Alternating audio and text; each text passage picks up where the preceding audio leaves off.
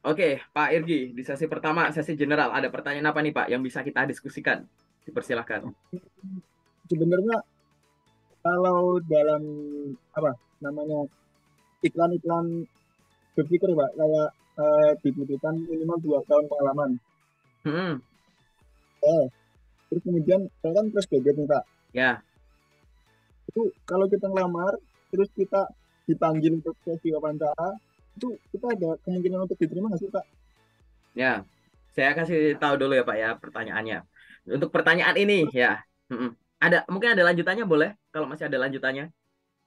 Terus kalau diterima itu bagaimana gitu Pak? Oh, oke, oke. Saya jawab dulu ya Pak ya.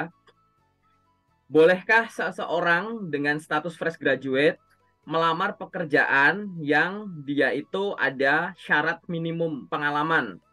Jawabannya boleh. Oke. Tapi ada beberapa poin yang harus ditandai. Nomor satu, jangan sampai Bapak sering melamar kerja dengan kualifikasi yang ada pengalaman, tapi loker-loker yang tidak minta pengalaman, nggak Bapak apply. Jadi habisin dulu Pak yang tidak banyak syaratnya. Paham nggak Pak? Gitu. Jadi loker-loker seperti layaknya seorang fresh graduate itu dihabisin dulu aja. Pasti saya yakin ada banyak. Tapi nanti kalau misalkan ya loker-loker yang tidak mensyaratkan pengalaman itu habis, tiba-tiba ada yang mensyaratkan pengalaman, maka boleh nggak dilamar? Boleh. Syaratnya apa? Satu, syaratnya itu nggak ketat. Contoh nggak ketat tuh gini misalkan, memiliki pengalaman minimum 1 tahun di bidang ini, koma, fresh graduate dipersilahkan melamar, gitu. Jadi mau Bapak udah ada pengalaman atau belum ada pengalaman, itu boleh, silahkan coba. Atau loker yang sejenis lah, gitu. Misalkan menguasai bahasa Inggris aktif, koma, berbahasa Mandarin melupakan nilai plus, gitu. Bapak cuma bisa bahasa Inggris ya udah lamar aja, paham nggak Pak? Gitu. Jadi yang Ya, syaratnya itu hal-hal semacam ini, itu dicobain dulu. Tapi gimana kalau misalkan nanti ada loker di mana syaratnya itu menyampaikan bahwa minimum 1 tahun, minimum 2 tahun di bidang ini, atau minimum sekian tahun mengelola sosial media gini gini gini. Maka Bapak harus sadar bahwa pengalaman yang dimaksud itu bukan pengalaman kerja, kecuali di lokernya disebut minimum pengalaman bekerja di posisi yang sama selama sekian tahun. Buka posisi supervisor, di lokernya tulisannya bahasanya gitu. Minimum bekerja di posisi yang sama selama sekian lama. Berarti ya minimum mensyaratkan Bapak supervisor gitu. Atau minimum bekerja selama sekian tahun sebagai ini. Atau minimum pernah ini gitu. Tapi kalau tulisannya pengalaman minimum sekian tahun kayak gitu, maka dia bisa berasal dari pengalaman kerja. Pengalaman kerja ini nggak harus yang kantoran, nggak harus yang full time, nggak harus yang kontrak. Freelance boleh, part time boleh, internship atau magang boleh, asisten dosen boleh, bahkan Bapak pendidikan non formal lewat fake projectnya bootcamp boleh, gitu. Jadi jangan terkecoh dengan bahasa pengalaman minimum 1 tahun, pengalaman minimum sekian tahun, tapi itu berasal bukan dari pengalaman kerja saja, gitu. Kadang kan kita banyak tuh debat kusir di arah situ, loh, kok tuh dibutuhkannya fresh graduate tapi kok pengalaman minimum 2 tahun? Fresh graduate kok minimum pengalaman 1 tahun, ya berarti Anda yang mungkin terlalu buru-buru gitu. Karena pengalaman tadi tidak hanya berasal dari pengalaman kerja kantoran saja, kerja di luar kantor juga bisa. Nggak harus dari pendidikan formal, pendidikan non formal bisa, kayak gitu. Ya itu dulu dipahami dan sampai situ dulu. Nah nanti kalau itu udah semua semacam itu, lalu kita harus menyadari bahwa biasanya di dunia kerja itu seorang fresh graduate dia bisa untuk beberapa posisi yang sifatnya tuh generalis bukan spesialis. Generalis tuh kalau spesialis tuh misalkan gini, dibutuhkan S1 teknik mesin gitu misalkan. Itu teknik industri, teknik lingkungan, teknik perminyakan, teknik geologi nggak bisa daftar. Karena dia butuh spesialis jurusan itu. Nah, saya bilang yang generalis ya. Generalis tuh yang bisa diisi sama beberapa jurusan gitu. Misalkan tulisannya minimum D3 atau S1 semua jurusan, atau yang di koma-koma minimum jurusan administrasi perkantoran, koma, sales and marketing, koma, koma, koma, koma, atau jurusan lain yang setara gitu. Ini lebih generalis. Tapi kalau spesialis tadi jangan ditabrak. Nah, untuk loker-loker yang sifatnya generalis semacam ini, ya, biasanya seorang fresh graduate itu dipersilahkan mencoba untuk pengalaman maksimum di bawah 2 tahun. Oh, dia ada loker nih, sesuai dengan bidangku. Pengalaman minimum 1 tahun. Pengalamanku nggak sampai 1 tahun, karena cuma lewat magang. Magangku cuma 6 bulan. Tapi di magangku, aku ngerjain itu. Lamar aja, Pak. Gitu. Nanti kalau misalkan, nah nanti diterima nggak? Ya kita lihat proses seleksinya. Karena itu tetap disaring terus. Anda harus menyadari bahwa rekrutmen itu proses rangkaian. Dan Anda juga harus menyadari bahwa Anda bukan kandidat tunggal. Suka nggak suka, pasti kita akan dibandingkan dengan kandidat lain. Nah nanti gimana kalau misalkan kita udah real keterima kerja? Ya nggak masalah. Anda masuk di dunia kerja gak bakalan didiemin. Anda punya tim, Anda punya mentor, Anda punya HR yang pasti akan diajarin. Nggak mungkin direkrut terus didiemin, Anda sono ngapain kayak gitu. Nggak usah khawatir di sana. Nah sekarang jadi pertanyaan adalah, gitu kan, Bapak apakah sudah mengeksekusi setiap loker yang ada demikian rupa? Misalkan yang tidak mensyaratkan tapi Bapak sesuai kualifikasinya dan Bapak sukai, udah dia lamar. Kemudian kalau ada loker-loker yang tadi ya, berpengalaman atau enggak, bolehlah. Apakah Bapak coba? Banyak orang yang udah terlalu ketakutan di awal, nggak usah dicoba, ini pasti cari yang begini nih gitu. Misalnya kayak tadi ya, minimum berbahasa Inggris pasif, berbahasa Mandarin merupakan nilai plus. Bahasa Inggris Anda tuh aktif. Tapi gara-gara lihat bahasa itu Anda nggak mau ngelamar, nggak mungkin diterima, pasti cari yang bisa bahasa Mandarin. Lalu padahal yang disyaratkan utamanya tuh bahasa Inggris, itu pun pasif misalkan gitu. Jadi hal-hal bahasa semacam ini harus dibaca.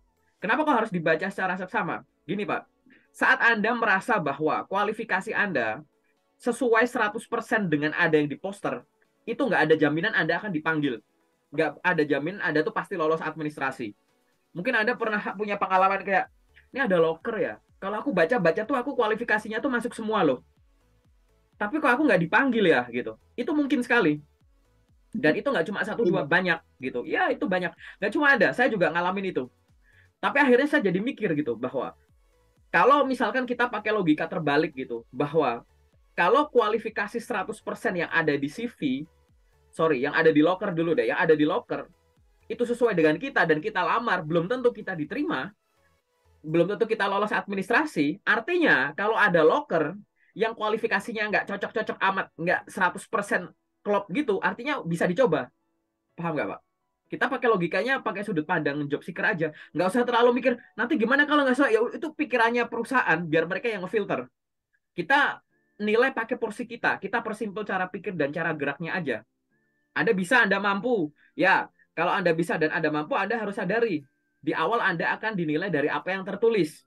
Anda punya kemampuannya, nggak ditulis di CV. Padahal kita tuh menilai Anda dari CV dulu kan yang disodorin. Gitu.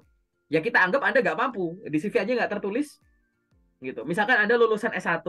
Pendidikan yang Anda tulis itu SMA. Pendidikan SMA. S1-nya lupa diisi. Saya terima CV-nya. Ya yang saya baca ya, oh Anda lulusan SMA. Gitu. Jadi di awal suka nggak suka kita akan dibandingkan dengan kandidat lain karena kita bukan kandidat tunggal. Yang kedua, suka nggak suka di awal kita akan dinilai dari apa yang tertulis. Apa yang tertulis tuh ya di CV, ya di dokumen pendukung, ya di portofolio, ya di sosmed. LinkedIn Anda mungkin akan diintip-intip gitu. Gitu. Kegiatan di sosmed di era digital ini nggak mungkin nggak jadikan bahan pertimbangan kayak gitu. Sehingga ya kalau Anda punya kemampuannya, pastikan tertulis di CV dan di berkas pendukungnya dengan benar. Gitu. Karena Anda akan ya dinilai di awal di situ. Tapi nggak 100% cocok nggak apa-apa. Barangkali ada kualifikasi yang dibutuhkan oleh posisi tersebut yang nggak ditulis di poster. Tapi Anda punya kemampuannya dan itu tertulis di CV atau di lampirannya gitu loh, Pak. Gitu. Jadi kita dengan cara sesimpel itu ya, di awal artinya apa? Kita jangan terlalu ngefilter banget-banget lah, terlalu susah gitu. Kita cek dulu, lokernya sesuai nggak dengan yang kita pengen. Kualifikasinya seberapa persen cocok, ya kan? Lokernya asli atau palsu, lokernya masih berlaku atau udah kedaluarsa, udah apply, gitu. Itu cara simpelnya macam itu. Sumbernya juga ada banyak sumber loker, ada website, ada job portal, ada grup loker saya, ada macam-macam, gitu. Nah, dengan cara semacam ini, gitu, akhirnya kita jadi lebih fleksibel tadi untuk semua kemungkinan. Gitu. Kenapa kok saya menyebutkan semacam ini? Karena ini adalah perlakuan loker di Indonesia sekarang. Video ini kita buat di bulan Maret ya, 2023. Di tengah kondisi resesi yang nggak jelas, kondisi ekonomi nggak jelas, di tengah layoff nggak jelas, tiba-tiba wisudawan baru ada banyak, orang hebat ada banyak, Dengan fakta di lapangan 80% atau berapa persen tuh? Lebih dari 50% lah ya. Seorang karyawan di Indonesia itu bekerja di luar bidang pendidikan terakhirnya gitu. Sehingga artinya mayoritas orang pekerja itu membuktikan bahwa tetap masih bisa relevan tuh, dianggap relevan di industri padahal background pendidikannya sama beda. Kenapa? Karena faktor pertimbangannya bukan background pendidikan aja gitu. Kan di CV elemennya banyak ya. Ada pengalaman pendidikan, organisasi, kepanitiaan, pelatihan, kerja, magang, volunteer gitu, achievement macam-macam yang sebagai bahan pertimbangan. Nah, itu adalah jawaban general komplit dari dua pertanyaan Anda, Pak. Nanti kalau lupa boleh tonton lagi. Kayak gitu. Mungkin ada tanggapan boleh kalau saya terlalu cepat. Jelas? Ya. Lalu apa yang akan Anda lakukan ya? Ya coba aja, Pak, gitu. Udah coba-coba aja gitu. Anda harus definisikan dulu ya, Bapak tuh pengennya apa? Anda tuh pengennya apa? Ya, dari yang Anda pengen itu, mana yang Anda udah bisa dan udah mahir? Mana yang Anda udah bisa tapi belum mahir? Yang udah bisa dan mahir, pertahankan, tingkatkan. Yang udah bisa tapi belum mahir, luangkan waktu, dilatih, biar lebih terlatih. Mana yang Anda pengen, tapi Anda belum bisa, malah baru tahu. Padahal hal itu dibutuhkan di posisi yang Anda akan lamar. Luangin waktu buat belajar, gitu. Buat ngejar itu. Harus kayak gitu. Nanti akhirnya dengan semacam itu, nanti Anda tahu, oh ini loh yang saya pengen dan ini yang saya bisa.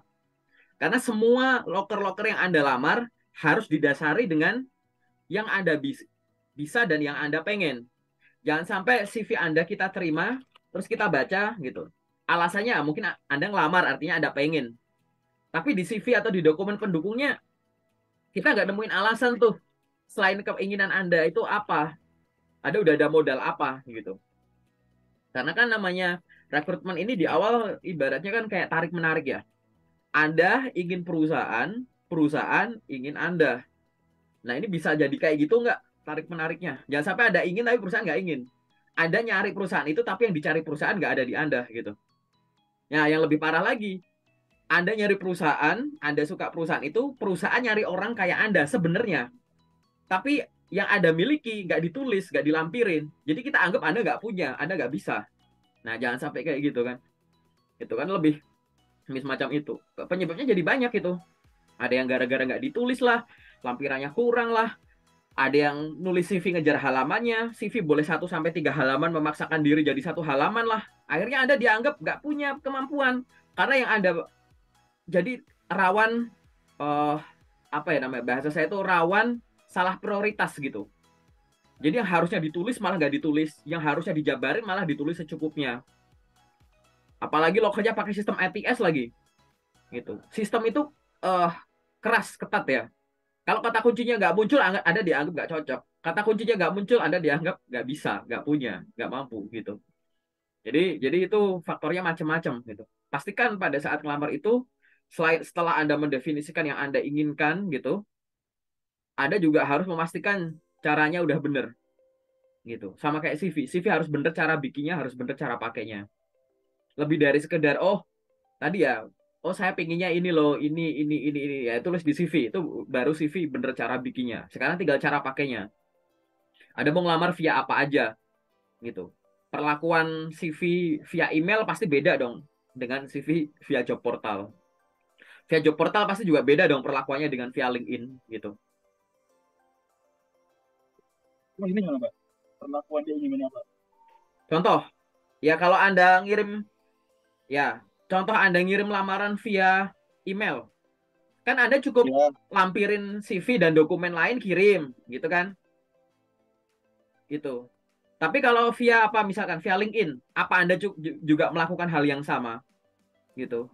Ada loker di LinkedIn, misalkan easy apply. Berarti tinggal lampirin CV terus kirim gitu. Ya enggak dong. Gitu. LinkedIn kan sosial media. Kenapa? harus diapain terus? Loh, LinkedIn kan sosial media, Pak. Kalau Anda job seeker, ya, kalau Anda job seeker, Anda nyari loker di LinkedIn, Anda nyari loker, terus ngelamar. Itu kan fungsi media. Fungsi sosialnya mana? Profil dilengkapi, bikin postingan rutin, connect orang baru, follow orang baru. Lah kalau Anda di LinkedIn cuma Nyari loker ngirim, nyari loker ngirim, ya apa bedanya sama via email?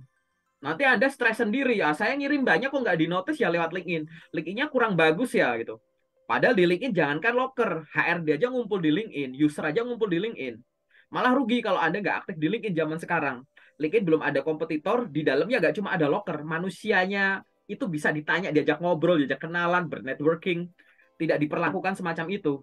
Atau mungkin job portal deh, misalkan Anda punya akun Jobstreet. Jobstreet bener, job lokernya banyak banget, kliennya 300.000 lebih perusahaan. Anda bikin akun, ya kan, upload CV, loker yang sesuai, klik, klik, klik, klik. Tapi kan Anda nggak bisa lihat muka rekruternya siapa. Anda nggak bisa bilang selamat pagi Pak, selamat pagi Bu, gitu. Karena job portal, gitu. Job portal sama sosial media beda. Sosial media itu ya sosial dan media itu harus imbang. Banyak orang main LinkedIn kayak main Jobstreet, nyari bikin akun secukupnya, nyari loker, apply apply apply, oh minta dikirim email, kirim email. Anda nggak pernah bikin postingan, Anda nggak pernah komen di postingan orang selain interested, tertarik, amin, up, bismillah, gitu-gitu doang. Gitu. Anda nggak, koneksi Anda cuma sedikit, kurang dari 500, Anda nggak pernah posting. Gimana orang yakin kalau Anda misalkan ada seorang jurusan teknik pertanian, Anda nggak pernah posting tuh soal ilmu-ilmu pertanian Anda, gimana kita yakin? Gitu.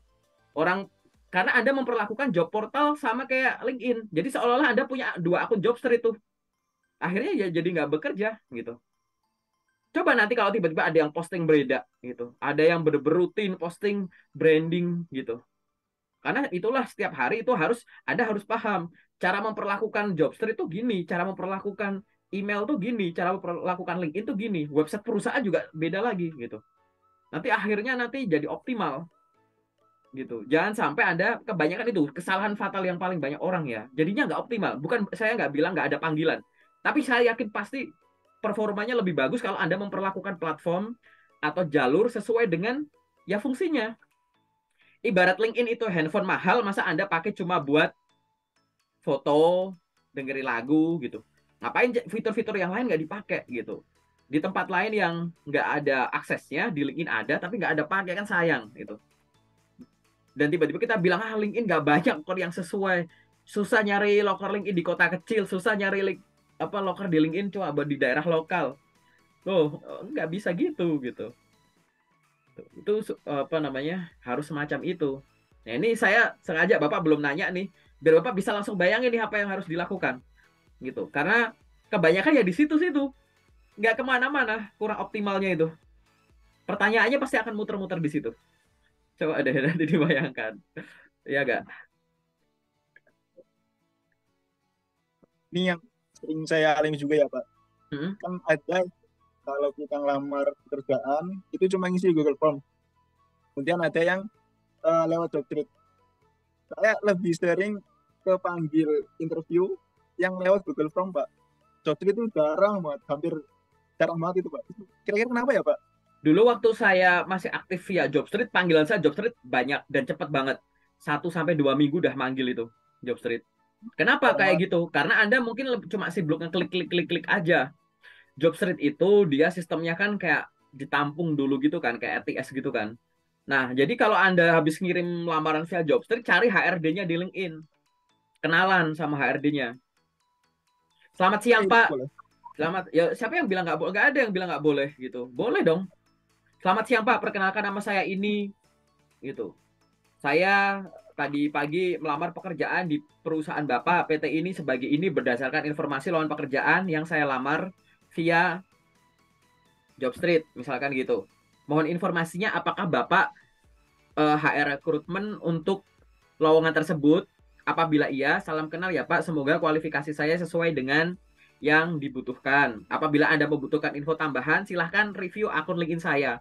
Aku selalu gitu Pak, gitu. Ya kalau ya itu contoh namanya memperlakukan job street tapi nggak memperlakukan itu utuh. Tidak hanya halnya, tapi rangkaiannya ini loh, kegiatan di sekelilingnya itu loh, gitu. Nanti akhirnya nggak optimal kalau semuanya berlakunya kayak email kirim, Anda nggak rekap, Anda nggak follow up rekruternya. Job portal juga sama, bisa job street, Glints, Indeed, Lumina semuanya itu kita lulus gitu-gitu. Anda cuma klik-klik kirim, nggak cari tahu gitu loh. HR-nya siapa, ngobrol. Kalau Anda cuma klik kan Anda akan diurutkan berdasarkan ribuan pelamar yang udah masuk dan orang-orang hebat yang ada. Tapi di antara sekian orang berapa yang langsung ngobrol sama HR-nya gitu. Itu loh, perlakuan-perlakuan inilah yang akhirnya jadi banyak gitu. Gitu. Jadi kurang optimalnya di situ. Coba pahami lagi gimana cara mengoptimalkan masing-masing jalur atau channel tadi gitu. Saya bilang gini karena saya udah buktikan semua ya Pak ya gitu. Saya benar-benar saya bandingkan dengan posisi saya fresh grade. Mungkin saya sering nanti kalau Bapak lihat channel saya sering bilang bahwa waktu saya fresh grade itu dalam kurun waktu 2 minggu, panggilan tes saya tuh 52 Pak. Jadi dalam waktu 2 minggu tuh saya lolos administrasi itu 52. Ada yang jadi interview HR, ada interview uh, via telepon gitu ya. Ada yang datang, ada yang diundang psikotes. Saya sampai rekap 52 perusahaan dalam waktu 2 minggu gitu. Sehari tuh panggilan tuh 3 4 3 4 3 4 terus gitu. Kenapa? Ya tadi masing-masing channel tuh optimal. Dan saya target angka. Saya sehari ngirim lamaran minimum 70 per day. Anda harus sebut teman-teman di grup locker yang ada Bapak, itu sehari itu bisa 20 sampai 30 rata-rata mereka. Bapak berapa per hari? Boleh, emang boleh kita tetapin target? Boleh. Emang boleh ngirim banyak? Boleh. Bukankah ngirim banyak itu asal? Ya enggak kalau ditarget. Justru malah Anda tuh ngejar. Anda misalkan punya apa? Akses kemana? Job di grup WA saya. Kemudian dari LinkedIn. Tadi Bapak punya Job Street. Ada website. Terus Bapak misalkan punya Glints. 5. Masing-masing Bapak ngelamar 2, 2, 2, 2, 2 udah 10 per hari. 3, 3, 3 udah 15. 20 mah masing-masing 4. Simple. Masa kita harus sudut pandangnya dibalik gitu. LinkedIn seluas itu, masa sehari 4 susah? Job Street nih, lokernya banyak banget tuh. Gitu. Job portal yang saya akui jumlah lokernya terbanyak. Masa nyari 4 kali klik yang sesuai susah? No sih, nggak make sense gitu. Gitu. Nah sekarang dicek, nah, kalau Anda sehari cuma dikit, kadang banyak, kadang dikit, kadang enggak gitu. Weekend nggak di apply, alasannya HR-nya nggak buka, padahal ada ngirimnya via Jobstreet, via LinkedIn. Jobstreet dan LinkedIn itu nggak pakai window waktu. Anda ngirim tengah malam juga. Saya kasih tahu ya Pak, yang saya banyak lolos itu, saya banyak loh yang saya daftarnya tengah malam. Bener-bener dini hari itu ada banyak program MT malah gitu, gitu. Diproses tuh buktinya gitu. Nah ini yang namanya efektivitas penggunaan bener-bener loh Pak. Bapak kalau fokus satu platform tuh harus didalemin banget. Email tuh kayaknya simpel kan, nemuin locker gini gini gini. Anda harus pelajari perlakuan sebelum ngirim email tuh apa, saat bikin email, saat ngirim tuh apa, perlakuan pasca ngirim email tuh apa. Itu diberlakukan di semuanya, gitu. Gitu. Jangan buru-buru. Jobstreet nih, ini akun Jobstreet bisa dibikin, dianggap udah siap ngirim lamaran tuh saat gimana, gitu. Terus pada saat udah ngirim, aku ngelakuin apa? Ada otak-atik menu filtering yang ada itu gimana gitu. Nanti setelah saya ngeklik kirim di Jobstreet, saya apakan kayak gitu. LinkedIn juga sama. Mungkin nanti Bapak buka di channel YouTube saya di playlist FAQ seputar karir. Saya tulis tuh 6 cara menemukan locker di LinkedIn. Ada banyak caranya. Kalau yang Anda tahu cuma di atas terus yang diposting orang, ya berarti Anda belum explore gitu. Ada 6 cara gitu. Belum yang lain-lain. Cara cari locker lewat Google Maps. Belum pernah kan Anda nyari locker lewat Google Maps gitu. Banyak locker lewat Google Maps gitu. Explore aja, buka playlist YouTube saya, LinkedIn Plus namanya playlistnya. Pokoknya buka aja nanti playlistnya. Di situ saya udah explore bener-bener yang saya jadikan konten itu adalah yang saya alami sendiri dan itu efektif dan banyak yang sudah membuktikan. Nah, barangkali sejauh ini mungkin Bapak udah merasa sudah cukup banyak yang dilakukan, tapi mungkin masih kurang luas, masih kurang dalam. Nggak masalah, dulu saya juga sama. Nah, sekarang tinggal setelah ini ada harus ya bikin time management setiap harinya. Tentukan Anda itu punya waktu berapa jam kosong gitu. Dikurangi waktu tidur, dikurangi waktu ngurusin rumah lah, dikurangi waktu santai-santai lah. Ada harus punya waktu nih, waktu produktif potensial Anda tuh sehari itu berapa jam. Nanti waktu tersebut Anda bagi jadi 2. Satu porsi buat ngelamar kerja, satu porsi buat pengembangan diri dan branding.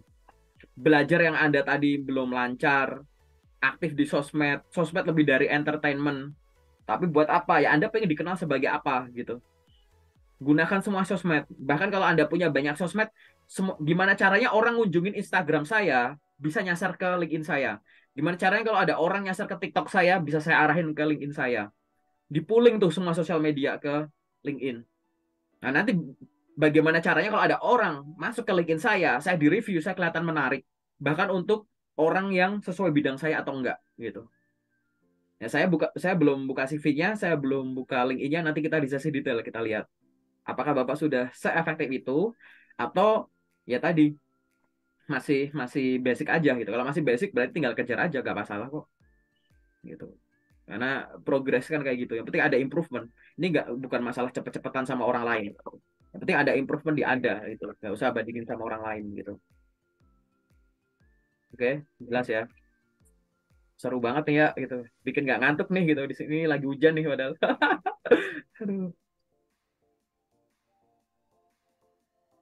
Oke, ada pertanyaan lagi mungkin Pak di sesi general Pak yang Anda masih bingung mungkin. Mau proses rekrutmen lagi gimana Pak? Boleh ya Pak? Gimana? Gimana Pak? Proses rekrutmen lagi. Boleh gimana tuh? Kan kita udah interview HR, Pak. Kita interview Mm-mm. HR, terus interview user. Terus kenapa kita harus, kalau diterima nih, kenapa kita harus nunggu 2 minggu sih Pak? Maksudnya kalau saya diterima, ya kabarin besoknya aja gitu loh, Oh ya. nggak usah. Pikiran saya kalau udah melewati 2 hari atau 3 hari, berarti nggak lolos itu Pak. Itu bener nggak Pak? Pikiran saya. Oke. Jadi gini Pak. Jadi namanya tadi sebenarnya udah saya jawab ya soal ini Pak. Jadi Anda itu bukan kandidat tunggal gitu. Ya, Anda itu bukan kandidat tunggal. Ada namanya jadwal rekrutmen HR.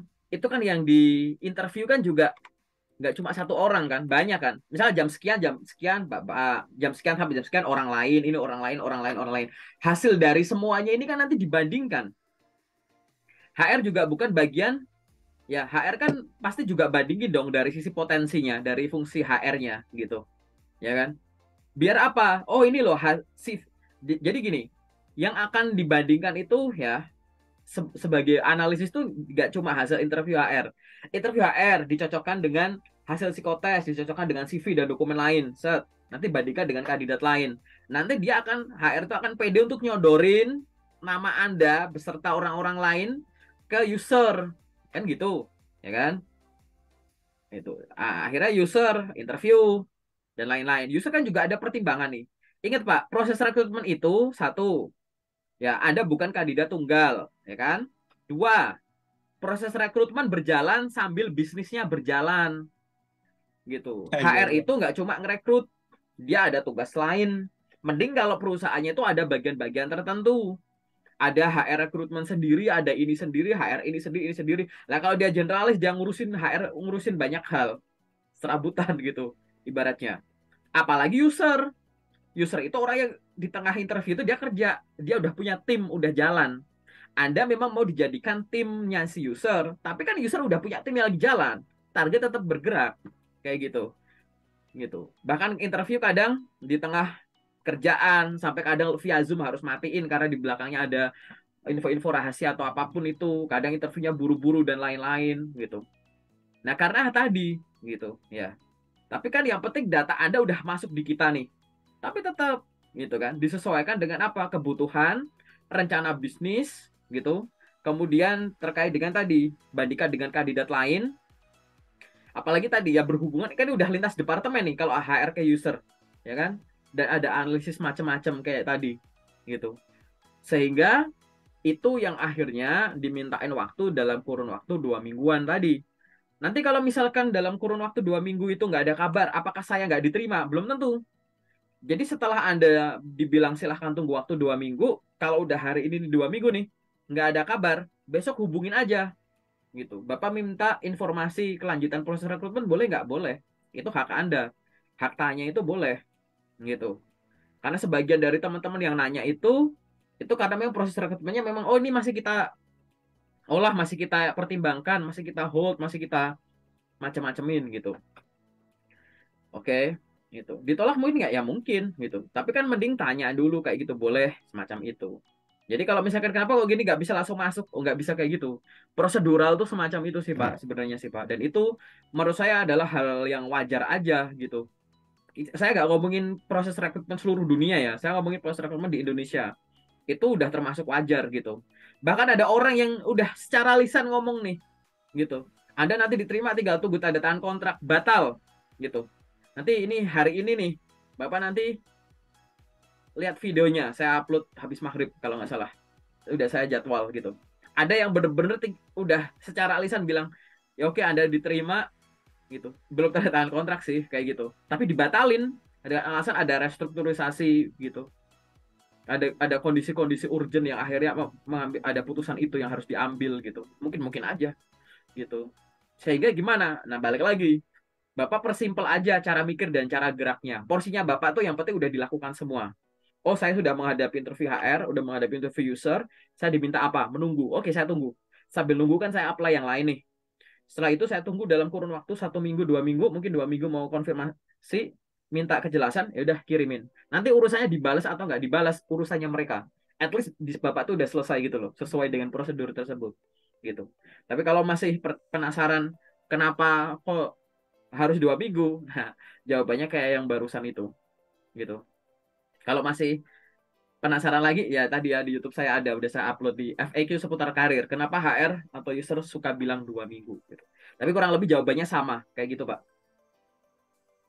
Oke, ada lagi mungkin pertanyaan yang bisa general? Nggak ada, Pak. Nggak ada. Berarti sekarang kita bisa masuk ke sesi detailnya ya Pak ya.